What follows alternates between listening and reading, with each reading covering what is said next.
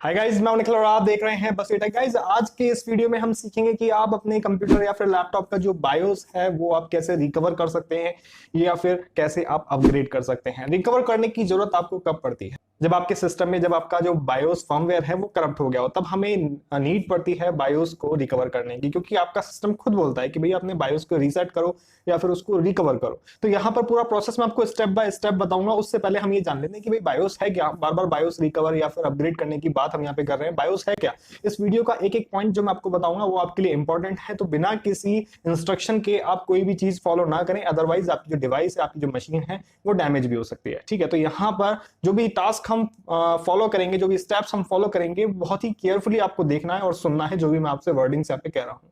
BIOS आपके system का वो फर्मवेयर होता है, वो फर्स्ट सॉफ्टवेयर होता है जो सभी जो हार्डवेयर है आपके कंप्यूटर के उनको इनिशियलाइज करता है, जो ऑपरेटिंग सिस्टम है आपके सिस्टम का उनको इनिशियलाइज करता है। यानी कि अगर आपके सिस्टम में बायोस फर्मवेयर नहीं होगा तो आप अपने कंप्यूटर से, आप अपनी मशीन से कम्युनिकेट नहीं कर पाएंगे। बायोस की फुल फॉर्म ही होती है बेसिक इनपुट आउटपुट सिस्टम, यानी कि जितनी भी इनपुट डिवाइसेस हैं, जितनी भी आउटपुट डिवाइसेस हैं, उन सभी को इनिशियलाइज आपका बायोस ही करेगा। इसलिए जब बायोस करप्ट हो जाता है या फिर आपके सिस्टम में बायोस किसी तरीके से वर्क नहीं कर रहा होता है, तो सबसे पहले आपका सिस्टम वर्क करना बंद कर देता है और आपको सिर्फ एक ब्लैंक स्क्रीन शो करता है और उस पर एरर शो करता है कि भाई आप अपना बायोस रीसेट कीजिए। अब एरर किसी भी तरीके का हो सकता है। यहाँ पे जो इस वीडियो में मैं आपको प्रोसेस बता रहा हूँ, एक एरर की हेल्प से बताऊंगा, क्योंकि एक लैपटॉप रिसेंटली मेरे पास आया मेरे फ्रेंड का, जिनका जो बायोस है वो करप्ट हो गया था। एक एरर यहाँ पे शो हो रहा था, ये एरर यहाँ पे शो हो रहा था जिसको आप देख सकते हैं स्क्रीन पे, CMOS रीसेट ब्रैकेट में 502। अब यहाँ पे 502 की जगह 500 भी हो सकता है, 500 भी हो सकता है, 501 भी हो सकता है।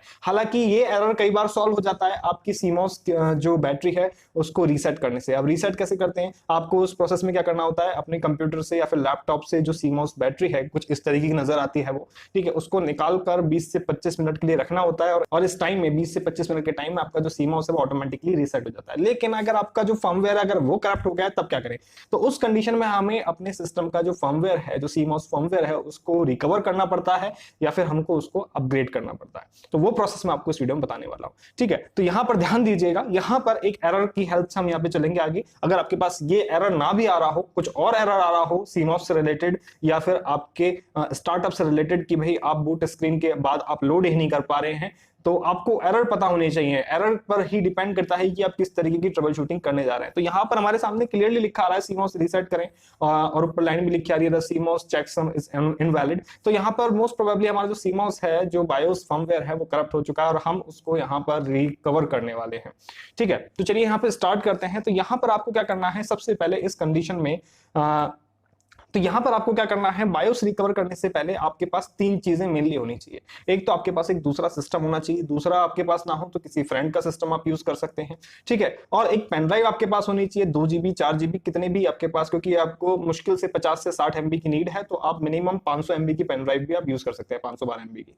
ठीक है, तो पेन ड्राइव के साइज का कोई इशू नहीं है, कोई भी पेन ड्राइव आपको मिल जाए, आपको उसको यूज लेना है, क्योंकि हम यहाँ पर BIOS recovery pen drive, bootable BIOS recovery pen drive हम यहाँ पे क्रिएट करेंगे। तीसरा आपको क्या करना है, तीसरा आपके पास उस सिस्टम जो दूसरा सिस्टम आप यूज करेंगे उसमें आपके पास इंटरनेट कनेक्शन भी होना चाहिए, जिससे कि आप जो बायोस फर्मवेयर है आप उसको डाउनलोड कर सके। ठीक है, तो चलिए इस प्रोसेस को स्टार्ट करते हैं। सबसे पहले हम अपने इस लैपटॉप को यहाँ पे बंद कर देते हैं, क्योंकि अभी हमें इसकी नीड नहीं है। और जैसा कि अभी हम इस टास्क को लैपटॉप पे, खासतौर से HP के लैपटॉप को मैं आपको बता दूं, HP के लैपटॉप पे हम ये टास्क परफॉर्म कर रहे हैं। अगर आप किसी और कंपनी के लैपटॉप पर परफॉर्म करेंगे तो लगभग स्टेप्स यही रहेंगे, लेकिन जो कीज हैं जिनकी हेल्प से हम मेन्यूज ओपन करते हैं वो चेंज हो सकती है। तो आप गूगल पे सर्च कर सकते हैं। और बायोस के बारे में मैं आपको बता दूं, क्योंकि हम यहाँ पे लैपटॉप पे ये टास्क परफॉर्म करने जा रहे हैं, तो जो बायोस की जो फर्मवेयर है वो हमें लैपटॉप की जो कंपनी है उसी की वेबसाइट पे मिल जाते हैं। अदरवाइज अगर आप अपने डेस्कटॉप के लिए बायोस अपग्रेड या रिकवर करने जा रहे हैं या फिर चाहते हैं, तो उसके लिए आपको अपने मदरबोर्ड, आपके कंप्यूटर में जो मदरबोर्ड जिस कंपनी का है, जैसे सपोज MSI का है या फिर गीगाबाइट का है या फिर एसस का है, तो आपको उस कंपनी की वेबसाइट पर जाके वहां से बायोस फर्मवेयर आपको डाउनलोड करने पड़ेंगे, क्योंकि लैपटॉप तो आपको एक पूरा बंडल सॉफ्टवेयर्स आपको प्रोवाइड करते हैं जिनको वो अपने वेबसाइट्स पे अवेलेबल रखते हैं। वहीं जब हम डेस्कटॉप की बात करते हैं तो हर पार्ट्स अलग अलग कंपनी का होता है। तो वहां पर हम एक स्पेसिफाइड बोर्ड की कंपनी की वेबसाइट पर जाकर वहां से वो बायोस फर्मवेयर डाउनलोड करते हैं। तो चलिए यहां पर हम लैपटॉप एचपी का यूज ले रहे हैं, तो सबसे पहले हमें जरूरत है हमारे एचपी लैपटॉप के सीरियल नंबर की, जिसको हम इस तरीके से एचपी लैपटॉप को जब आप बंद करके उसके पीछे की साइड बैक साइड पे देखेंगे तो आपको इस तरीके से सीरियल नंबर यहाँ पे नजर आ जाएगा। आप देख सकते हैं यहाँ पे सीरियल नंबर आपको यहाँ पे नजर आ रहा है।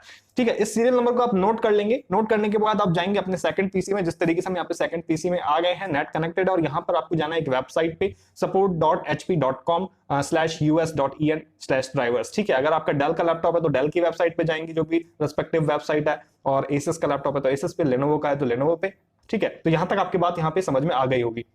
ठीक है, अब यहां पर हम एचपी की वेबसाइट पे आए तो यहाँ पे हमको अपनी डिवाइस सेलेक्ट करनी है। हमने लैपटॉप यहाँ पे सेलेक्ट किया और लैपटॉप सेलेक्ट करते हैं यहाँ पे हमसे पूछ रहा है एंटर योर सीरियल नंबर। ठीक है, जो भी लिंक है, रेस्पेक्टिव लिंक है, वो मैं आपको यहाँ पे डिस्क्रिप्शन में प्रोवाइड कर दूंगा, और कोशिश करूंगा जिन जिन के लिंक अवेलेबल हो वो सभी लिंक मैं आपको प्रोवाइड कर दूं, जहां से आप इन ड्राइवर्स को डाउनलोड कर सके, अलग अलग कंपनी के जितने भी लिंक्स है, या फिर एक आर्टिकल मैं अपनी वेबसाइट पे लिख दूंगा, आप वहां से उन लिंक्स को फॉलो कर सकते हैं। ठीक है, तो यहाँ पे आपको इस एंटर योर सीरियल नंबर में जो एचपी का जो सीरियल नंबर अभी हमने नोट किया वो हम यहाँ पे लिखेंगे, आप देख सकते हैं। ठीक है, आई होप कि जो भी मैं आपसे बोल रहा हूँ यहाँ पे वो आपके समझ में आ रहा होगा। ठीक है, तो यहाँ पर आपको कुछ भी कंफ्यूज नहीं होना है। जिस भी कंपनी का लैपटॉप आप यूज कर रहे हैं उस कंपनी के लैपटॉप की वेबसाइट पर जाना है, और वहां से आपको ड्राइवर सेक्शन में जाके आपको अपने बायोस फर्मवेयर अपने लैपटॉप के सीरियल नंबर की हेल्प से फाइंड आउट करना है। तो सीरियल नंबर हमने डाला, सबमिट बटन पे क्लिक किया। ठीक है, और यहाँ पे जो हमारा लैपटॉप है वो यहाँ पे ओपन हो गया, HP 250Z4 नोटबुक पीसी। ठीक है, यानी कि मेरे फ्रेंड का जो लैपटॉप है उसका मॉडल नंबर यहाँ पे आ गया है। ठीक है, और मॉडल नंबर के जस्ट नीचे यहाँ पे जितने भी मेरे इस डिवाइस से, जिस डिवाइस में मैं बायोस यहाँ पे रिकवर करने वाला हूँ, उस डिवाइस से रिलेटेड जितने भी ड्राइवर्स हैं यहाँ पे आ गए हैं, और उन्हीं में से एक ड्राइवर मेरे पास यहाँ पे नजर आ रहा है, बायोस सिस्टम फर्मवेयर। ठीक है, इस बायोस सिस्टम फर्मवेयर को आप एक्सपेंड करेंगे इस तरीके से और डाउनलोड पे क्लिक कर देंगे। मात्र 21.8 MB साइज का ये फर्मवेयर है, या फिर आप जैसे बोल सकते हैं सॉफ्टवेयर है। ठीक है, हमने डाउनलोड कर लिया थोड़ी ही देर में, 21.8 MB का ही है तो बहुत ज्यादा टाइम नहीं लगेगा, डाउनलोड हो जाएगा, कोई दिक्कत वाली बात नहीं है। ठीक है, तो हम यहाँ पे डाउनलोड कर लेते हैं। डाउनलोड हमारे डेस्कटॉप पे यहाँ पे हो गया, और यहाँ पे ये आइकन इसका आ गया। ठीक है, EXE फाइल आ गई। अब आपको क्या करना है, जो पेन ड्राइव है वो आपको अपने सिस्टम में प्लग इन करनी है, क्योंकि हमें यहाँ पे बनानी है एक bootable BIOS recovery pen drive. ठीक है, तो वो हम इस टूल की मदद से बनाएंगे। तो आप जस्ट अपनी पेन ड्राइव को यहाँ पे इंसर्ट कीजिए। इंसर्ट करने के बाद आप ये देख लीजिएगा कि आपकी जो पेन ड्राइव है वो एकदम ब्लैंक होनी चाहिए। ठीक है, तो यहाँ पे हमने इस टूल को रन किया, रन होने के बाद नेक्स्ट किया, देन आई एक्सेप्ट किया, देन नेक्स्ट किया, और उसके बाद जो ये टूल है हमने उसको एक्सट्रैक्ट किया। एक्सट्रैक्ट करने के बाद यहाँ पे आपके सामने ये रिकवरी विंडो ओपन हो गई है, जहां पे आपके सामने 3 ऑप्शन आ रहे हैं। अभी यहाँ पर आपके सामने नेक्स्ट का ऑप्शन आ रहा है, इसलिए आप नेक्स्ट पे क्लिक करेंगे।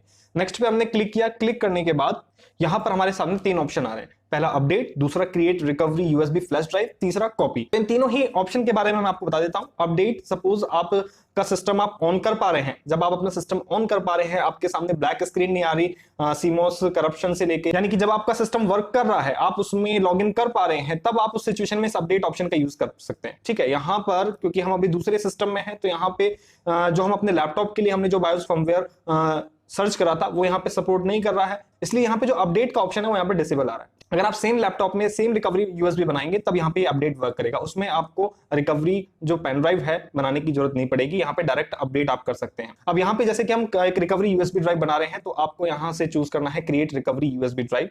ठीक है, ये चूज आप करेंगे। चूज करने के बाद आप नेक्स्ट पे क्लिक करेंगे। नेक्स्ट पे क्लिक करने के बाद यहाँ पे ये इंटरफेस ओपन होगा, जहां से आपको क्या करना है, जो अपनी पेन ड्राइव है जो यहाँ पे आपको शो हो रही है उसको सिलेक्ट करना है, देन इसको फॉर्मेट कर देना। फॉर्मेट करके नेक्स्ट करेंगे तो आपके जो पेन ड्राइव है उसमें जो बायोस का यूटिलिटी एप्लीकेशन है, जो सॉफ्टवेयर्स हैं, जो फर्मवेयर हैं, वो इंस्टॉल होना शुरू हो जाएंगे, यानी कि आप देख सकते हैं कॉपी होना यहाँ पे शुरू हो गए, और आपकी जो पेन ड्राइव है वो bootable BIOS recovery pen drive यहाँ पे बन गई है। बहुत ज्यादा लंबा टाइम नहीं लगेगा, जस्ट इतना सा ही टाइम लगेगा। इसको आप फिनिश कर देंगे और अपनी पेन ड्राइव को आप चेक कर सकते हैं। पेन ड्राइव में आपके एक फोल्डर बन गया है यहाँ पे एचपी का, ठीक है, हैवलेट पैकर्ड का। ओके, तो यहाँ पे अब आपकी पेन ड्राइव जो है वो USB BIOS recovery pen drive आपकी बन चुकी है, जो कि हमने एक दूसरे पीसी की हेल्प से यहाँ पे क्रिएट की है। तो यहाँ पे आपको दूसरे पीसी की मदद लेनी होगी अगर इन केस कि आपका सिस्टम यहाँ पे वर्क नहीं कर रहा है, आप उसमें लॉगिन नहीं कर पा रहे हैं। ठीक है, चलते हैं आगे। अब हम अपने वापस से लैपटॉप पे आ जाते हैं, और लैपटॉप में आने के बाद हम इस पेन ड्राइव को इंसर्ट करते हैं, और इंसर्ट करने के बाद आपको जो स्टेप यहाँ पे फॉलो करना है उसको आप ध्यान से सुनिएगा।